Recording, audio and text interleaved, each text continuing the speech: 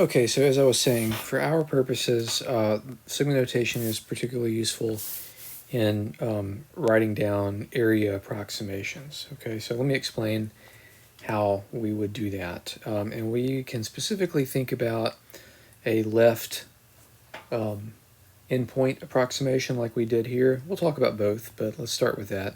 So we've got, let's say we have a function that's continuous and non-negative over a closed interval. So the non-negative thing is just so, basically just to make this easier in the beginning, and a little more intuitive. We'll get to, we'll expand this pretty quickly, but for the moment we've got a positive function that's continuous on a closed interval. Okay, so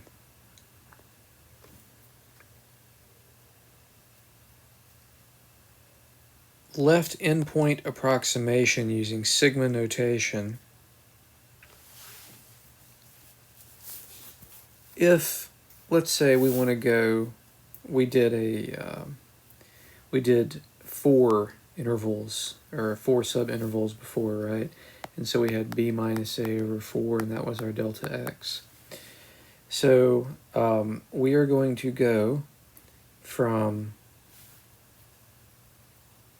our index is going to be I again. We'll start at 1, and you'll see why in just a second, rather than 0. I know when I first wrote this down, the picture, the first a was x sub 0, which it still is, okay?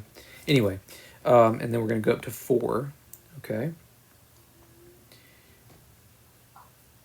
And we want to evaluate the function at the left endpoint, and so I'm going to put the index as I minus 1. That's for the input of the function, and then each one of them gets multiplied by delta x.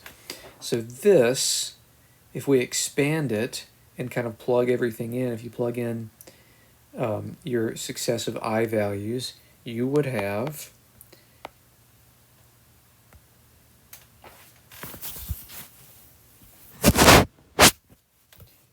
f of x sub 0 times delta x plus f of x1. That's because I starts at 1, 1 minus 1 is 0, then 2, 2 minus 1 is 1, delta x, f of x2, delta x, and then f of x3. So this is 4 minus 1, right, for this last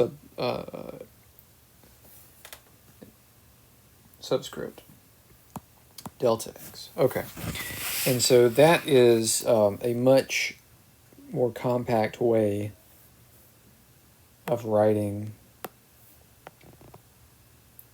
that left endpoint approximation, right? And we can also easily generalize this, because in this case, you know, we have our upper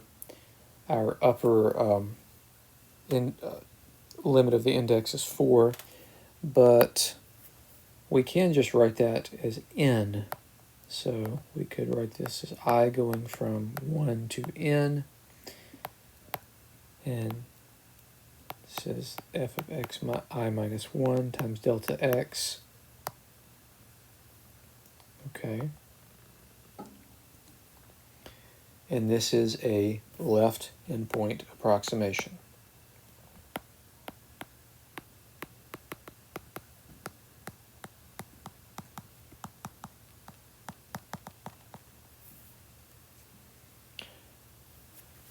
If we wanted to write down the right endpoint approximation, we just need to make a minor change in our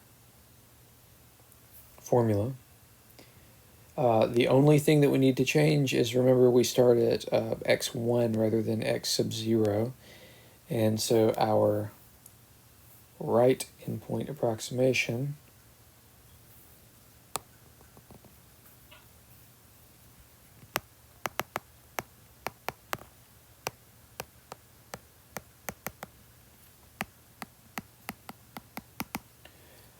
area approximation would be sum I goes from 1 to n.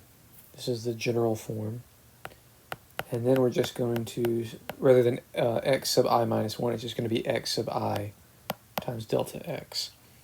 And so this would give you the right endpoint approximation.